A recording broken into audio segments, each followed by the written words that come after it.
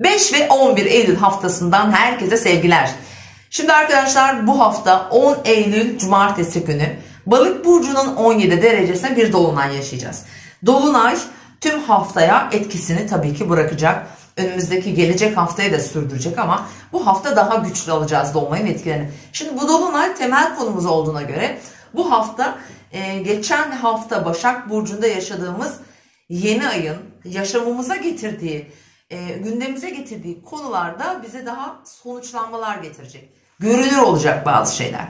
Fakat onun yanı sıra Zodyak'ta Balık son burçtur. 12. burç olduğuna göre bu konular sonlanacak, neticeye varacak konular olacaktır. Çünkü sonlanma işareti var burada. Biliyorsunuz Zodyak'ta Balık burcunun sembolü iki tane balığın böyle iç içe geçmesiyle ifade edilir. Yani başlangıçlar ve sonlar anlamına gelir. Dolayısıyla da şunu da altını çizelim. Merkür de burada retro olduğuna göre ilişkilerde, özellikle ilişkilerde bizim hayatlarımızda bir sorgulama olacak. Kadersel de olacağını söylemem hiç de yanlış olmayacaktır. Bir ilişkinin baştan sona yaşandığı tüm ayakları sorgulanabilir.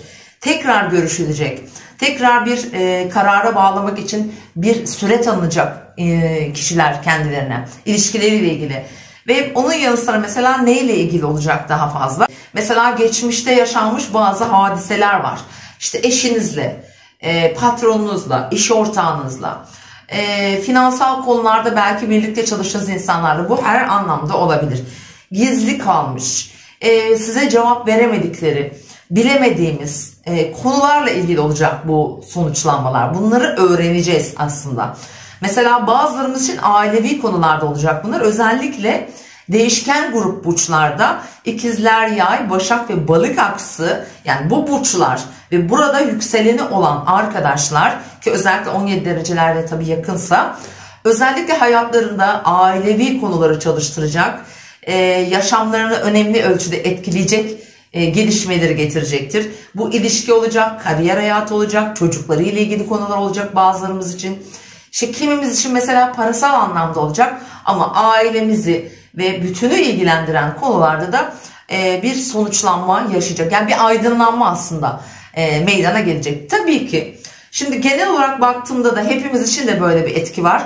Dolunay tam 4. evde. 4. evde yaşanan bir dolunay. Biliyorsunuz dolunay ışığıyla mercek altına alır. Bizim göremediğimiz her şeyi o anda bize gösterir. Bir farkındalık zamanıdır. Fark edemediklerimizi fark etme zamanı dolunaylar. Şimdi bu dolunayda bizim gözümüzden kaçmış, algılayamadığımız, belki de konuştuğumuz ama yeteri kadar üzerine düşünmediğimiz bazı şeyleri bizim görmemizi sağlayacak. Bu da Merkür retrolu bir dolunay olduğu için biraz geçmişe götürecek bizi. İşte o yüzden dedim ki mesela aile bağlarının içinde bazı sorunlarınız var diyelim ki. İşte mirasla ilgili olur, kardeşler arasında olabilir, anne babayla ilgili olabilir, akrabalar olabilir vesaire. Bunlar yüzleşmeler getirecek. Tekrar gündemimize gelecek. Mesela diğer yandan bazılarımız için ilişkiler olacak. İşte evlilik mesela. Çünkü terazi evlilik ve ortaklıklarla da alakalı olduğu için hani Merkür'ün buradaki iletişim boyutundan bahsediyorum. Bu da geçmiş ilişkilerimizi gündemimize taşıyacak. Burada biz karar vereceğiz. Ne yapmamız gerektiğine, artık yoluma nasıl devam etmem gerektiğine karar verdirecek bir merci olacak. Bu arada burada tabii ki çok önemli kararları özellikle Ekim'in 4'üne kadar aslında bekletmek belki mantıklı olabilir. Çünkü Merkür Retrosu'nun hani bitmesi ama tabii bazılarımız için tam tersi olabilir. Doğum haritalarındaki etkiye göre burada karar vermekte belki de işlerine yarayacak gibi gözükebilir. Dediğim gibi etki bireysel olarak değişebilir burada. Şimdi gene dolunay haritasına döndüğümde yay yükseliyor. İkizler Burcu 7. ev alanına düşmüş. Orada bir Mars var. Biraz çatışma var. Zorluklar söz konusu olacak. Değişik durumlar olacak. Çok haber duyacağız burada bu arada. Ama bazı manipüle durumlarda olacağını söylemeliyim. Gerçi Merkür ve Mars'ın birbirine uyumlu açısı var. Yine bu hafta da geçen günkü bir yayında da söyledim. Devam edecek. Dolayısıyla Merkür ve Mars'ın bizim önümüzü görmemize, çok rahat ilerlememize vesile olacak bir açısıdır bu. Bu anlamda baktığımda yay yükseldiğine göre burada din, ahlaki konular, ondan sonra dinler, inançlar, ahlaki değerlerimiz, hayata bakışımız, felsefeyle ilgili konular, yabancılar, seyahatler mesela, uçaklar, hava yolları, uzak ülkeler, farklı kültürler gibi konuları da içeren bir dolunay olacak. 1 derece yay burçları da etki alıyorlar bu dolunaydan değerli dostlarım.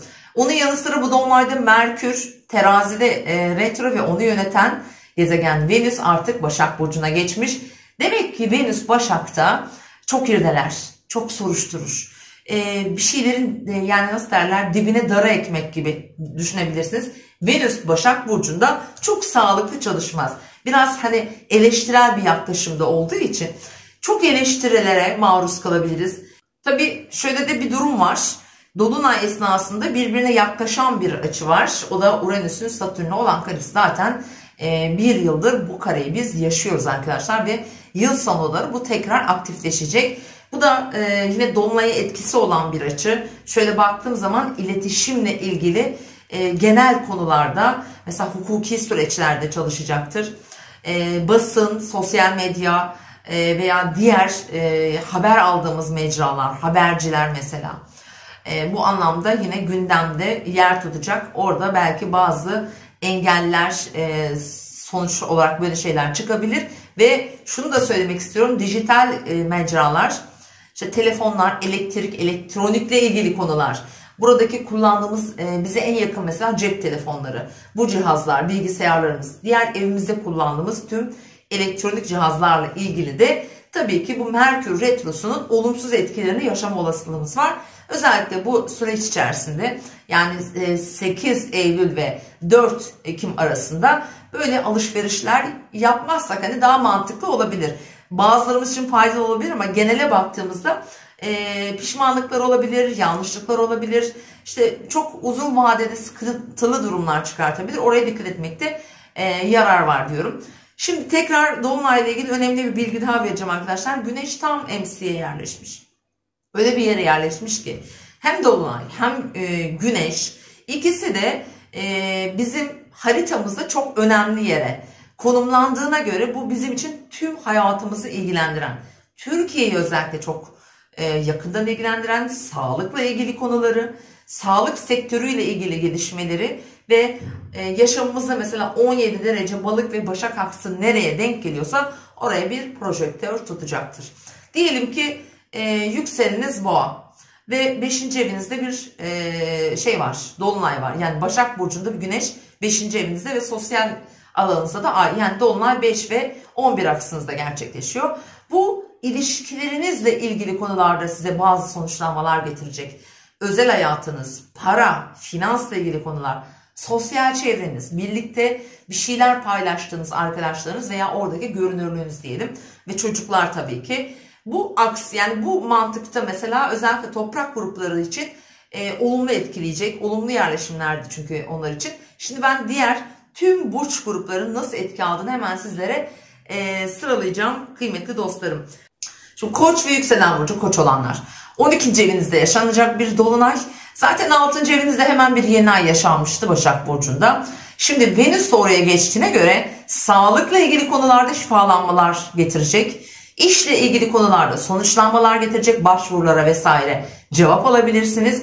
İçsel bir huzursuzluk eğer yaşıyorsanız son dönemde, son bir aydır mesela diyelim, oraya bir şifalandırma, oraya bir ışık tutacak. Hani önünüzü göreceğiniz, belki ruhsal olarak da çok daha aydınlanacağınız bir süreç.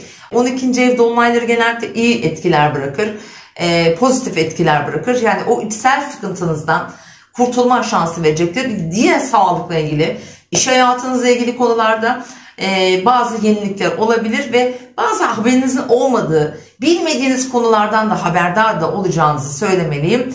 Yeni ay Balık burcunda ve yönetici gezegeni Jüpiter sizin burcunuzda yani Koç burcunda her halükarda size mutlu edecek, sonuç olarak sizi sevindirecek sonuçlar getireceğini ve konu ve gündemleri istediğiniz gibi yönetebilme imkanı verecek size sevgili koçlar. Boğalara geldiğimde, boğalar ve yükselen burcu boğalanlar. Evet, biraz önce de dediğim gibi bu aslında dolunayın en şanslılarından bir tanesi sizsiniz. 11. evinizde bir dolunay.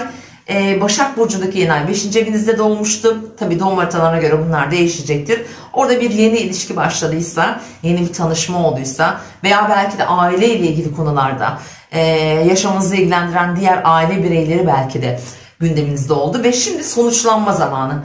Bir toplum içine karışıyorsunuz. Kalabalıklar içerisinde birçok insanla görüşme şansı verecek bu dolunay size. Yeni tanışmalar da olabilir. Eski dostlarınız, eskiden tanıdığınız insanlarla da bir takım böyle ilişkiler içinde olacaksınız. Sevineceksiniz, işinize yarayacak. Ruhsal olarak hem şanslı hem de ruhsal olarak çok iyi gelecek bir dolunay. Destek veriyor, size destek veriyor. Çünkü yönetici gezegeniniz Venüs de artık Başak Burcu'na girdiğine göre burada geçmişteki ilişkilerinizden size haberler de taşıyacak. Çocuklarınızla ilgili konularda aranızı düzeltecek güzel etkiler verebilir, şifalar verebilir. Yani parasal konularda da yine boğa burçlarını özellikle olumlu yönde etkileyecek bir sürece işaret ediyor. En şanslı dediğim gibi burçlardan bir tanesiniz. Evet, ikizlere geldiğimizde ikizler ve yükselen burcu ikizler olan dostlar. Değişken grup burç olduğunuz için tabii köşe noktaları önemli. Kariyer evinizde bir dolunay. Yaşamınızda işle ilgili konuları belki daha çok öne taşıyacak. Çalışıyorsanız eğer mesleki konular, ticari konular, iş değişimleri, terfiler olabilir mesela hayatınızda. Aileyi ilgilendiren konular olabilir. Şimdi Başak yeni ayı tam evin yani 4. evinizde doğdu. Bir mesela ev alma, kiralama, taşınma, anne baba ile ilgili konular, bunlar varsa, yeni iş değişikliği varsa işte bunların sonuçlarını göreceğimiz bir dolunay. Hafta boyunca da bunun etkilerini taşıyacak ve göreceksiniz. Venüs de buraya geçtiği için özellikle aslında burada size bence destek olacağını söyleyebilirim. Sevgili ikizler, bu arada yönetici gezegeniniz tabii ki Merkür burada retroya başlamış bulunmakta ve hava grubunda olduğu için bence geçmişte kalan bazı mesela seyahatler olabilir, bu iş anlaşmaları olabilir, hukuki süreçler olabilir. Bunlarla ilgili bir takım gelişmeler, haberler taşıyacak size ve buna göre de siz karar vereceksiniz. Önünüzde nasıl bir rota belirleyeceğinize diyebilirim. Özellikle çocuklar veya aileyi ilgilendiren konularda da bir değişim, ciddi bir değişim zamanı olduğunu söyleyebilirim. Yengeçlere geldiğimizde yengeç ve yükselen burcu yengeç olan arkadaşlar. Evet, bu da sizin için önemli ve hatta sizi destekleyen bir dolunay. Uzun süredir içinizi sıkan, sizi daraltan, bunaltan konular biraz şöyle sıyrılıyorsunuz. Şimdi 9. evinizde olacağı için seyahat ettirebilir. Böyle bir tatil yapabilirsiniz. Bir ruhsal yolculuk da olabilir. Bir şifalanacaksınız. Bir kendinizi iyi hissetmek için adımlar atacaksınız. Bunlar bu arada eğitimle ilgili konularda da olabilir. Hukuki süreçler, mesela ticari anlaşmalar, yurt dışı ile bağlantılı konularda yine bu dolunayın getirecekleri arasında olacak. Bu arada yeni bir şeye başladıysanız, yeni bir girişim yaptınız diyelim, yeni bir kursa başladınız veya yakın çevrenizle ilgili bir iletişim içine girdiniz. Belki bir araç almaya niyetlendiniz vesaire, bir telefon vesaire, bunlarla ilgili de sonuçlar getirecek. Özellikle tabii Venüs'ün de Başak Burcu'nda olması aslına bakarsanız sizin için yine olumlu etkileri size taşıyacağını söyleyebilirim. Aslanlar ve yükselen burcu aslan olanlar. Dolunay ve hafta boyunca da bu hafta finansal konular gündeminizde olacak. Faizler, bankalar, krediler, borçlar, sigortalar, bir başvurunun sonucu da olabilir. Bu arada mesela krediye başvurduğunuz, sonuç bekliyorsunuz. Böyle durumlar olabilir. Miraslı konular olabilir.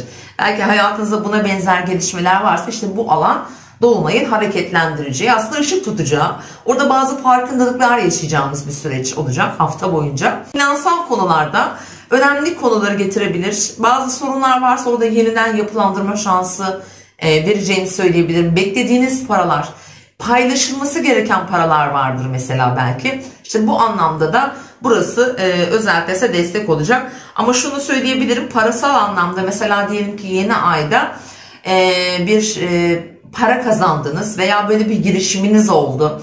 Böyle bir başlangıç yaptınız. Bir iş anlaşması olabilir ya da yeni bir işe girdiniz vesaire. Burada almanız gereken, hak ettiğiniz aslında cevabı diyelim bu dolunay haftasında Başak ve yükselen burcu. Başak olan arkadaşlar Tabii ki dolunay direkt sizi etkiliyor. Çünkü tam karşıt burcunuzda gerçekleşiyor. Bu arada 17 derecede hem yükseleni hem güneşi olan bir Başaksanız ciddi direkt etki alıyorsunuz. İlişkilerinizle ilgili konular tümden değişebilir. Yeni bir düzenleme gelebilir oraya. Bir farkındalık yaşayacaksınız bu arada. Evli olanlar belki evlilikleriyle ilgili. Veya evli değilseniz bir ilişkiye başlıyorsunuz. Bir adım attırabilir. Böyle de düşünmek çok mantıklı. Bir ortaklı işe girebilirsiniz. Veya ortak mevcut işleriniz vardır. Oralarda yeni anlaşmalar, yeni düzenlemeler, sonuçlanmalar getirecektir. Tabii geçen hafta burcunuzda yaşanan yeni ayla birlikte burada mesela hayatınızla ilgili önemli kararlar vermiş olabilirsiniz. Böyle bir başlangıç yapmış olabilirsiniz herhangi bir konuda. Bu doğum haritasına göre tabii ki değişecektir. İşte bunların getirileri burada çalışacağını söyleyebilirim. Bu arada şimdi Merkür sizin de yönetici gezegeniniz ve Merkür Terazi burcunda retro yaptığına göre ilişkilerinizle ilgili ciddi bir sınav haftası olabilir değerli Başaklar. Yeniden başlamak söz konusu olabilir. Eski ilişkiler gündeme gelebilir. Bu ilişki dediğimde tüm ilişkiler, sosyal hayatınız, özel hayatınız, iş ilişkileri, bunu siz kendi doğum haritanıza göre yorumlayabilirsiniz. Ama bir geçmişle bağlantı, tekrar bir köprü kurulduğunu söyleyebilirim. Bu parasal anlamda da olma ihtimali çok yüksek. Umarım güzel sonuçlanmalar, hayatınızı olumlu yönde etkileyecek sonuçlanmalar alırsınız. Teraziler ve yükselen burcu terazi olan dostlar. Şimdi dolunay 6. evinizde bu hafta boyunca en çok gündeminizde olacak konular iş, çalışıyorsanız, sağlık, sağlığınızla ilgili gelişmeler, evcil hayvanlarınız olabilir varsa eğer. Günlük rutinleriniz, mesela günlük hayatınızda hiçbir şey yapmıyor bile olsanız hayatınızı düzenlemek, evinizi düzenlemek, orada yenilikler yapmak, bazı şeyleri ayıklamak, bırakmak, vazgeçmek, yer değişiklikleri, yani eski ile yeni yerine biraz eşyalar mesela olabilir bunlar. Bu da tabii ki düşünce ve fikirlerimiz için de bunu kullanabiliriz. Mesela bir zayıflama programı kesinlikle çok güzel çalışacaktır burada. Terapi alabilirsiniz. Buna benzer konular olması çok muhtemel.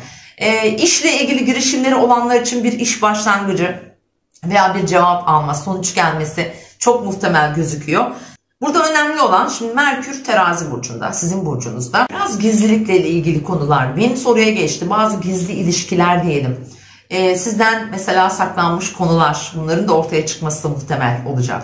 Kadınlarla ilgili konular, kadın figürlerle olan ilişkilerinizde bir takım mesela iş yerindeki arkadaşlarınız olabilir. İşte aile içindeki bazı kadın figürler, kız kardeşiniz vesaire. Bunlarla ilgili bazı anlaşmazlıklar varsa bunları da tekrar masaya yatıracak bir gündem olacaktır. Özellikle iş yerinde çalışıyorsanız bu anlaşmazlık yaşadığınız kişilerle bir orta yolu bulma belki fırsatı verecektir. Tekrar sağlığa döndüğümde ise sağlıkla ilgili bana kalırsa önemli ve tatlı gelişmeler olabilir. Dediğim gibi zayıflama planı, programı yapan bir terazi için muazzam bir zaman diliyorum. Kullanırsınız ve faydasını görürsünüz. Geçiyoruz akrep ve yükselen burcu akrep olanlara. Evet sevgili akrepler, bu dolunay size de çok iyi geliyor. Çünkü su grubunda 5. evinizde. 5. evde gerçekleşen dolunaylar genellikle daha mutlu, daha olumlu sonuçlar getirir. Öncelikle tabii ki genç arkadaşlar kesinlikle bir aşk hikayesi getireceğini söyleyebilirim. Veya mevcut ilişkinizde mesela daha farklı şartlar oluşturabilir. Sizi mutlu edecek şartlar olur. Biraz daha gezecek, eğlenecek, belki hayatın daha keyifli yönlerini göreceğiniz bir hafta olacak sizin için. Tabii ki Mars yönetici gezegeniniz İkizler Burcu'nda olduğuna göre bu genel olarak şöyle etki de verebilir sizlere. Tam bir 150'lik yapıyor. Sosyal çevrenizle olan ilişkilerinizde tekrar bir güncelleme yapabilirsiniz. Maddi konular, finans piyasalarıyla mesela ilgileniyorsanız orası da yine önemli derecede mesela çalışabilir. Ve Başak Burcu'nda yaşadığınız mesela yeni ay 11. evinizde doğmuştu. Yeni tanıştığınız insanlar, sosyal çevreniz, arkadaşlarınızla ilgili gelişmeleri de, yaşanan gelişmeleri de sonuçlandıracak. Çocuklarla olan diyalogları, çocukları olabilir, torunları olabilir, çocuklarının özel hayatı, eğitimle ilgili konular vesaire, oradaki problemleri daha görünür hale getirecek. Konuşmak, aslında bir sorunu çözmenin yarısı. Daha sonrasında kendiliğinden de o mevcut sorun aslında çözülür. Çünkü yeter ki konuşuluyor olsun, ortaya çıksın diyorum. Yaylara geçiyoruz. Yay ve yükselen burcu yay olan arkadaşlar, tabii ki yine değişken grup burcu olduğunuz için 4. evinizde bir dolunay. Birçok yay ve yükselen burcu yay olan arkadaşlar taşınıyorlar. Evet, iş değiştirebilirsiniz. Ondan sonra yerinizle birlikte taşındığınız yerle iş arasındaki mesafeye göre belki orada komple bir değişiklik yapma fırsatı olabilir. Miras olabilir. Ebeveynleri ilgilendiren gelişmeler veya biraz düşüncelerinizde de, hayata bakışınızda tüm ruhsal olarak da bazı değişimler, farkındalıklar getirecektir. 4. ev genellikle dolunayları tüm yaşamımıza etki eden farkındalıklar getirecektir. Bunlar belki ailenizle olan ilişkileriniz, dediğim gibi belki birlikte oturuyorsunuz, ayrılacaksınız veya tam tersi ayrı oturuyorsunuz, ebeveynlerinizle oturmaya karar vereceksiniz gibi sonuçlar getirebilir. Önemli olacağını söyleyebilirim. Bu arada sosyal platformlarda önemli kişilerle mesela tekrar bir yere geliyorsunuz, eski bir arkadaşınızla tekrar bir bağ kurabilir. Misafirlik mesela durumu olabilir. Çok hoşunuza giden telefonlar alabilirsiniz sevgili dostlar. Özellikle işinizi ilgilendiren konular, eğer çalışıyorsanız, çalışmıyorsanız dediğim gibi hayatımızın tümünü ilgilendiren alanlarda gelişmeler bekleyebilirsiniz. Ama en çok evinizi ilgilendiren, ailenizi ilgilendiren gündemler bu haftanın konusu olacak. Oğlak ve yükselen burcu Oğlak olan kıymetli dostlar, Dolunay 3. evinizde ve 5 ve 11 Ağustos haftasının temel konusu aslında yakın çevreniz, eğitim, öğrenim, dijital konular, belki bazı alışverişler, cep telefonları, araçlar, böyle elektrik, elektronikle ilgili konular. Buralar da gündemde olacaktır. Toprak grubunda ve sizi destekleyen bir pozisyonda. Dolayısıyla da özellikle bu alanda yeni girişilen işlerde, yeni başlangıçlarda güzel sonuçlar getirebilir ki bunlar belki daha fazla aşk ve ilişkileri de bağlayabilir. Gezi, seyahat, özellikle mesela eğitimle ilgili gelişmeler, ondan sonra güzel etkiler var bu alanda. Çünkü Venüs de artık Başak Burcu'nda 9. evinizde ve bunlar da güzel gelişmeler getirebilir dolunay etkileri arasında değerli oğlaklar. Hatta Eylül'ün ortalarından itibaren burada sürpriz gelişmeler de bekleyebilirsiniz. Ani böyle seyahatler, ani aşklar, eski arkadaşlar, bunlarla ilgili mesela eski iş yerinden aramalar, işte eski birlikte çalıştığın patronların, müdürlerin veya iş ortaklarınla tekrar bir görüşme talebi. Bunlar da bu dolunayın içinde size etki yapacak konular olacak. Kova ve yükselen burcu Kova olan arkadaşlar, dolunay para evinizde. Evet, para ile ilgili en güzel aslında belki de gelişmeleri siz alacaksınız. Beklediğiniz paraya kavuşabilirsiniz. Uzun zamandan beri mücadelesini verdiğiniz bir yatırımın sonucu olabilir, bir başvuru sonucu olabilir, bir hak edilmiş paranın size gelişi olabilir. Burada bir sonuçlanma var, bir yenilik de var aslına bakarsanız. Burada bir hani sonlanma ve yeni başlangıç olarak düşünebilirsiniz bunu. Onun yanı sıra da tabii ki Merkür terazi burcunda olduğuna göre ve retro olduğuna göre bir mahkemenin sonuçlanması olarak da düşünebilirsiniz. Bir seyahat mesela veya bir seyahatle ilgili uluslararası bir arenadan mesela beklediğiniz bir ticari karşılık olma ihtimali de var. Yeni giriştiğiniz, yeni başladığınız bazı işlerden kazanç elde etme ihtimalini size getireceğini söyleyebilirim. Bu arada Mars tabii ki hani hava grubunda ve Mars'ın desteğini alıyorsunuz. Aynı zamanda Mars Satürn'e de desteğe gidiyor. Bazı güçlüklerin üstesinden gelmek için fırsatlar getirecektir. Özellikle retrolar, mesela hem Mars retrosu hem bu hafta başlayacak terazi burcundaki Merkür retrosu da sizin için faydalı olacak bir retro olacak. Hele doğum haritanız da eğer olumlu etki alıyorsa gerçekten geçmişte kayıp zannettiğiniz veya fırsatları kaçırdığım sandığınız bazı gelişmeleri olumlu olarak tekrar hayatınıza taşıyacağını söyleyebilirim. Balıklar ve yükselen burcu balık olan sevgili dostlar. Evet, sizin burcunuzda bir dolunay yaşanıyor. Başak Burcu'nda yaşanan yeni ayın sonuçları olacak. Bir ilişkiye başladınız diyelim ki veya bir ayrılık yaşadınız. Böyle bir karar aldınız ya da almadınız, şimdi alacaksınız. Çünkü böyle bir durum var. Özellikle ilişkileri yaşamınızda size zorluk yaratan, tüm ilişkileri aslında hayatınızdan çıkarma potansiyeli veriyor diyebilirim. Yeni bir farkındalık, farklı bakış açıları getirecek tüm ilişkilerinize, ister kardeşleriniz olsun, ister eşiniz, ister iş ortağınız olsun. Burada yeni kararlar alacaksınız. Yani ilişkilerle ilgili farklı bir gelişme yaşıyorsunuz. Hani algınız değişiyor aslında. Belki de bugüne kadar iyi anlamadıklarınızın olumlu yönlerini göreceksiniz.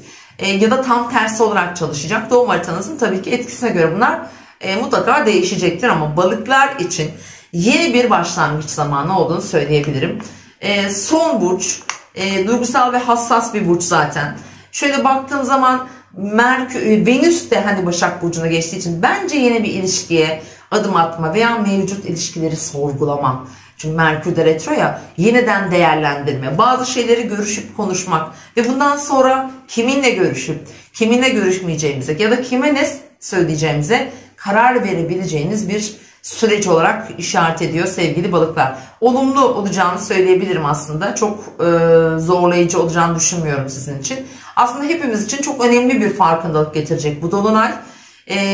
Yani özellikle zodyaktaki hani ilk burç, son burç, bunlar önemlidir gerçekten. Sonlanmalar, neticelerle ilgili gelişmeleri hepimiz hayatımızda bekleyeceğiz değerli dostlarım. Umarım hepimiz için hayırlı, uğurlu olsun diyorum. Merkür'ün bu anlamda, hani Merkür'ün tam bu esnada retro oluşu bize eskiye götürecek ve geçmişte kurcaladığımız, bir türlü böyle bitiremediğimiz tüm konulardan aslında arınmamızı sağlayacak, karar verdirecek bize.